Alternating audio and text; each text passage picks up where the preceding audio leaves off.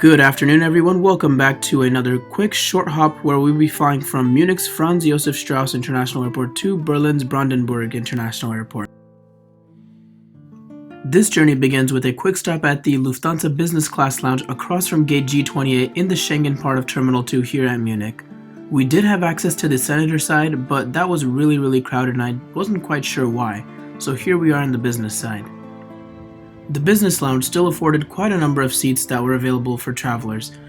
The different kinds of seating options that we had were these sofa and couch-like seats that we just walked by, and these high top seats in the middle. The good thing about these high top seats is that there were a large abundance of water glasses and water pitchers with lemon and lime, which is my favorite flavor of water to drink. And it was chilled too, which is always nice. The buffet section over here had a fairly decent number of options, though not too much, but I would say sufficient enough for a Schengen lounge. And to that point, here's a closer look at some of the items that were on offer today. As you can see, there were a couple of hot and cold items each, and of course since we are in Bavaria, there has to be pretzels as well. There was also a pretty good selection of alcoholic drinks ranging from hard alcohols to wines, champagne, spirits, and since we are in Bavaria, of course some beers as well. Over here, there were some more table-style seatings which were optimized for people who wanted to prioritize eating over working. There were more beverages for selection on this section on the right, and back here, there was a quiet sort of area for people who wanted a quieter space to work, and it was quite crowded.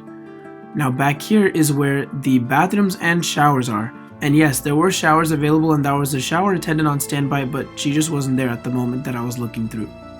Overall, not a bad lounge to have before a 55-minute flight over to Berlin. And from here, it was around a 10-minute walk to our actual gate, from which we took the stairs down to a bus and had a 10-minute bus ride beyond that to our aircraft that was just a regional carrier taking us to Berlin today. Here's a quick look at the CRJ 900 taking us to Berlin, and with that being said, let's get on board.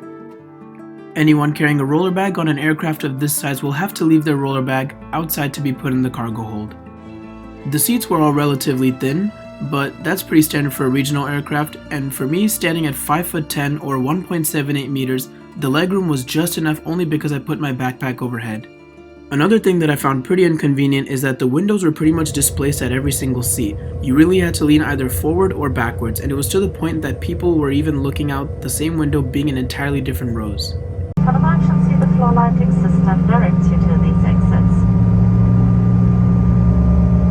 Sollte der Druck in der Kabine sinken, fallen automatisch Sauerstoffmasken aus der Kabinendecke. In diesem Fall nehmen Sie sofort Ihre Mund-Nasen-Bedeckung ab, ziehen Sie eine der Sauerstoffmasken ganz zu sich heran und drücken Sie die Öffnung fest auf Mund und Nase.